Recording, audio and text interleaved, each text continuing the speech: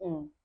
Pinirito ko yung tikoy kasi nga ang alam ko, piniprito talaga yung tikoy. Tapos ganito yung nangyari. Tingnan nyo guys. Dalawang piraso yung naprito, ay tatlong piraso yung naprito ko. Dinalhan kasi ako ng kapatid ko ng tikoy. And hindi ko nabasa, ready to eat. Kasi yung pagkakalam ko sa tikoy, piniprito at nilalagyan ng itlog.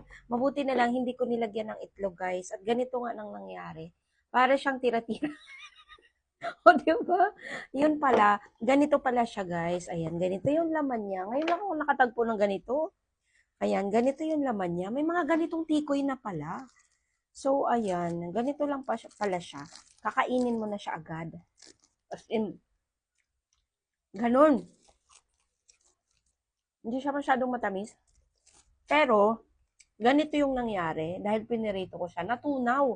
Nagulat ako, nilagyan ko pa ng mantika. Tapos, natunaw siya unti-unti. O, tignan nyo, para na siyang, ano, malagkit. Ay, ano ba yun? Parang kalamay. Ayun, naging kalamay. Hmm. Yeah. Oo, masarap siya. Masarap siya kapag ganito na. Hindi ba? May bago ako na-discover. Nakasulat pala dito. Ayan, ready to eat. Galing pang Quezon to, guys. Ano nangyari? Oo, masarap siya. Ha?